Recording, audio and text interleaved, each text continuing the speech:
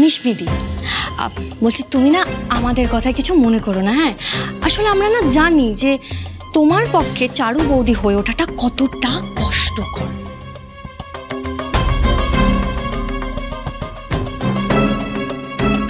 তাই বৃথা চেষ্টা করে লাভ নেই।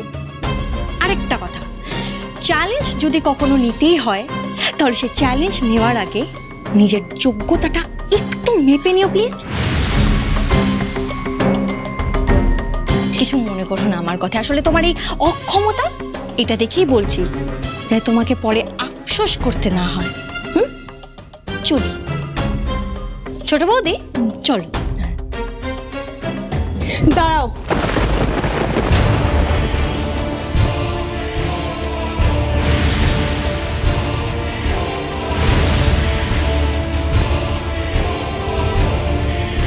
আমি কি পারি না পারি তোমার কোনো আইডিয়া নেই।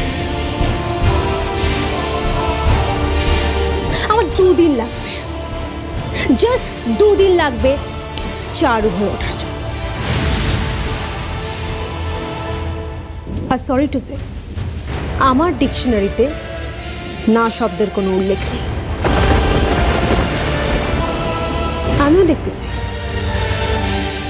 দেখতে চাই কি ছিল এই চারু, যা কারোর পক্ষে হওয়া সম্ভব না। সো চ্যালেঞ্জটা আমি অ্যাকসেপ্ট করছি। দেখি না চ্যালেঞ্জটা জিততে পারি কিনা।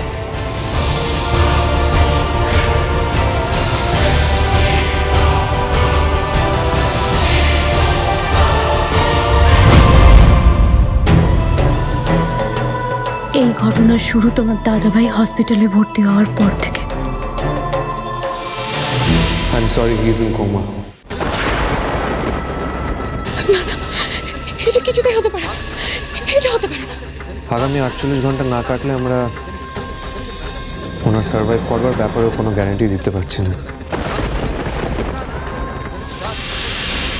ওর প্রতি সিম্পাথি দেখানোর কোনো প্রয়োজন নেই। দিদি তুমি, আজ ওর জন্য আর্যর এই অবস্থা, ওর কোনো ক্ষমা নেই। মা সেদিন ঠিকই বলেছিল আমায়, একজন সন্তানের এরকম অবস্থায় কোন মায়ের মাথা ঠিক থাকে। অপরাধী তো আমি ছিলাম। তারপর আপনি যদি এই সময় আপনার লিভার ডোনেট না করতেন তাহলে আপনার স্ত্রী কি বাঁচত? আপনার স্ত্রী যে আজ ভালো হয়ে উঠেছে তার পুরো ক্রেডিটটাই আপনার, তাই আমাদের ধন্যবাদ দিয়ে ছোট করবেন না। আপনারা ভালো থাকুন। ভেতরে আসুন। আপনি মিসেস মল্লিক, আমি বুঝতে পারছি না কি হয়েছে। ডাক্তারবাবু, আমার আপনার সাথে কিছু কথা আছে। হ্যাঁ বলুন না। ডাক্তারবাবু, আমি একটা সিদ্ধান্ত নিয়েছি। সিদ্ধান্ত? কি ব্যাপারে? আপনি যেটা বলেছিলেন আমি সেটা রাজি। মানে আমি কিছু ঠিক করে বুঝতে পারছি না, আপনি একটু গুছিয়ে বলুন। ডাক্তারবাবু, আমি আমার চোখ দুটো ওনাকে দিতে চাই।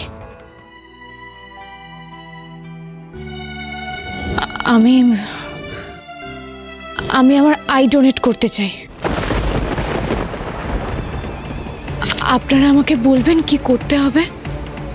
এই নিন ফর্মটা, ফিল আপ করে দিন, আমরা সিগনেচার করিয়ে নিচ্ছি।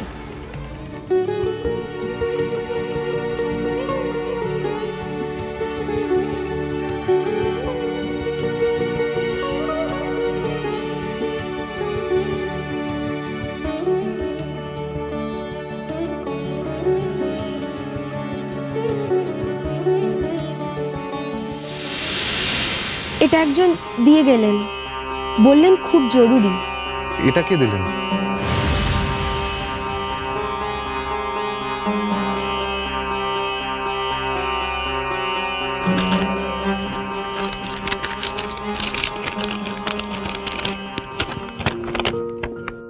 অনেক ভেবে চিন্তে আমার নিজের চোখ ওনাকে দেওয়ার সিদ্ধান্তটা আমি নিয়েই ফেললাম ডাক্তারবাবু।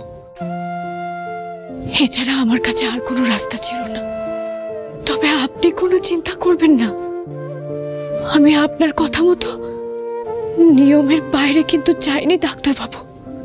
আমি জীবিত অবস্থায় ডোনারের ফর্ম ভর্তি করে এসেছি হাসপাতালে, যাতে আমার মৃত্যুর পর আমার চোখ নিতে আপনার কোনো অসুবিধা না হয়।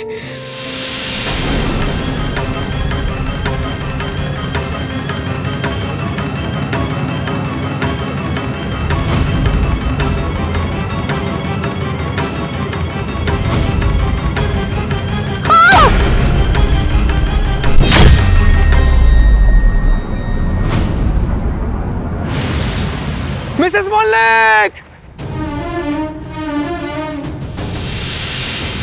বাকিটা আমি বলছি। নার্স! ডক্টর! তাড়াতাড়ি আসুন, কে আছেন কোথায়? তাড়াতাড়ি স্ট্রেচারটা। আরে আপনি কেন এসেছেন? স্ট্রেচারটা নিয়ে আসুন।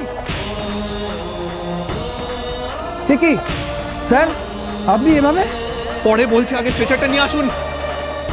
আরে স্ট্রেচারটা নিয়ে আসুন, তাড়াতাড়ি আনো।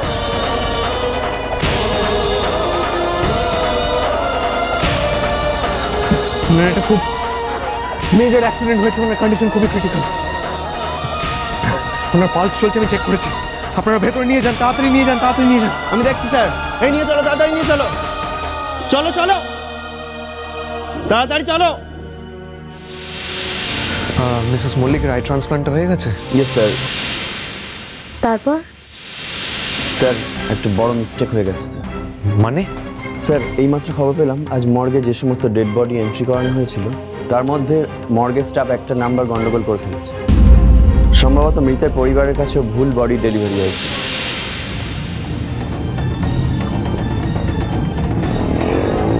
থামান থামান থামান থামান, গাড়িটা থামান। ব্যাক করুন, ব্যাক করুন, ব্যাক করুন, ব্যাক করুন, ব্যাক।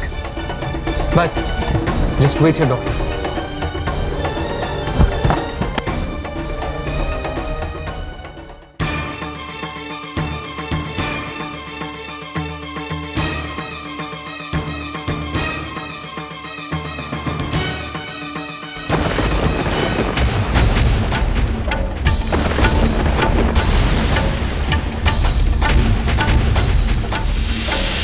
তুমি নিজের চোখ দিয়ে দিয়েছো আর্যতাকে?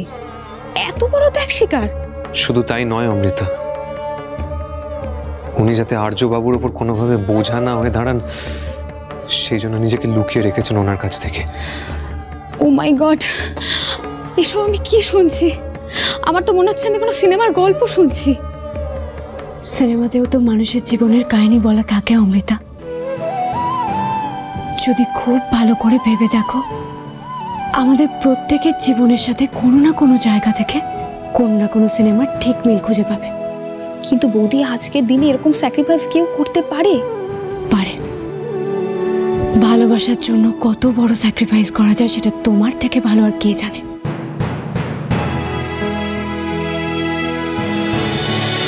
ঝিরে বাতি